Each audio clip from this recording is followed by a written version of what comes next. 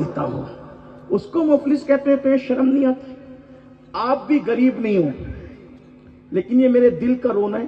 بھائی اگر آپ غریب ہوتے تو عرس کی تقریب میں قوال پر 35 ہزار کیوں لٹاتے ہیں؟ ہنسنے کی بات نہیں ہے.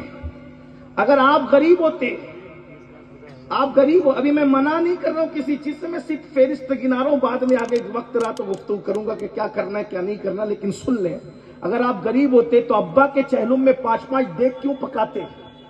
اگر آپ غریب ہوتے تو ایک مسلمان کی شادی میں 5 لاکھ روپے کا ہال کیوں کیا جاتا؟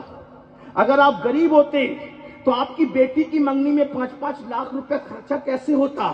اگر آپ غریب ہوتے تو آپ کے ہاتھوں میں آئی فون کیسے ہوتا؟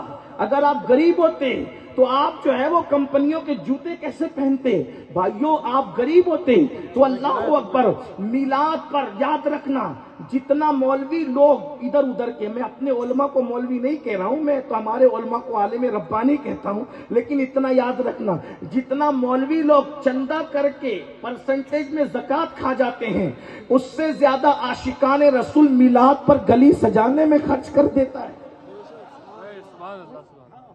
امام حسین کے کچڑے بھی اس سے زیادہ خرچ کر دیتا ہے. کوئی کسی پہ ٹپنی نہیں کر رہا ہوں, لیکن ایک بات بھائیوں, تم سنیوں مسلمانوں, تم سے بڑا مالدار کون ہے؟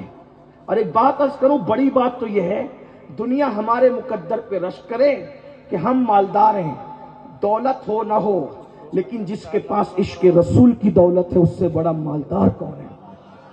میں نے کئی جگہ پر یہ جملے دہرایا, اگر پسند آئے تو دعا دینا. ماں اور بہنوں کی بھی توجہ. لوگ کہتے ہیں مقدر کا سکندر ہے فلاں آدمی, مقدر کا سکندر ہے وہ فلاں آدمی مقدر. میں نے کہا سکندر کیا چیز ہے؟ ہم کیوں سکندر پر رشک کریں؟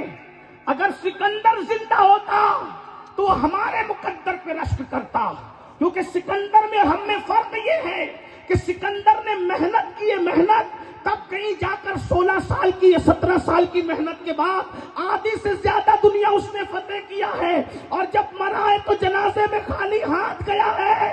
اگر سکندر ہوتا تو اس کا دامن پکڑ کر ہم کہتے سکندر ہمارے مقدر پہ رشک کر کہ تیری تقدیر میں آدھی سے زیادہ دنیا ہے اور تو ہاتھ خالی جا رہا ہے, اور ہماری تقدیر میں آمنہ کا لال دونوں جہان کا بادشاہ ہے, لیکن ہم خالی ہاتھ نہیں جائیں گے. جنازے میں